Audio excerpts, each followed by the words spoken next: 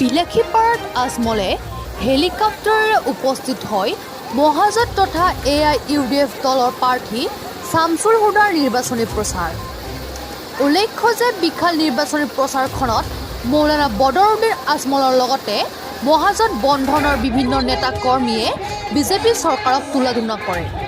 যদিও সভাখনত প্ৰায় 10,000ৰ অধিক শতাধিক পুৰুষ মহিলা সমাগম হোৱা বুলি জানিব পৰা গৈছে। বিলাসীপাৰাৰ পৰা জাহিৰুল ইছলামৰ ৰিপৰ্ট।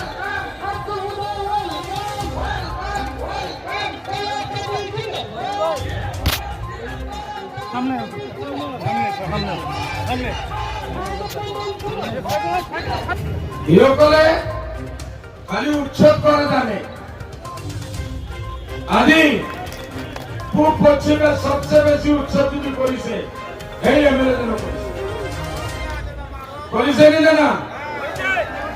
এইবাৰ আমি ভুল কৰা নাই। পূব পশ্চিমত, গোলকগঞ্জত, গৌৰীপুৰত, ধুবুৰীত, শালমাৰাত সব জায়গাত আমি এজনে ক্যান্ডিডেট দিছো, দুই পার্টির ক্যান্ডিডেট দিয়া নাই।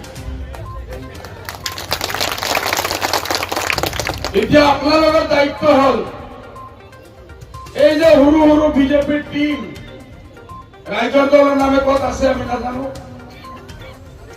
AJYPৰ নামে ক'ত আছে আমি নাজানো, নুৰিজ্যোতিৰ দল সব বিজেপিৰ এজেন্ট, সব বিজেপিৰ এজেন্ট। ইহঁতক এটাও ভোট দিয়া ডাইরেক্ট বিজেপি যাব, এইটো আপোনালোকে বুজি লওক। এইবাৰ আমি এই ভুলটো কৰিব নালাগে। আমি আমাৰ আপোনালোকৰ পূবত শামছুল হুদাক আমি টিকেট দিছো। হাফিজ বশিৰ সাহেব পশ্চিমত আছেই। এইবাৰ হাফিজ বশিৰ সাহেবে ইনশাআল্লাহ জিকিব, পূব জিকিব, আর হাফিজ সাহেবে গৈ মহাজোটবন্ধনৰ মন্ত্রী হব ইনশাআল্লাহ।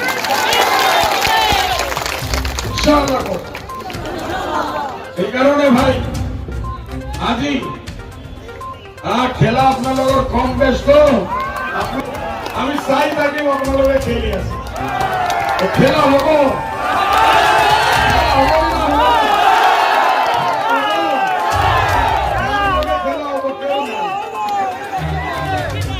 সিঙ্গি নাই, খেলা কার সঙ্গে হবে?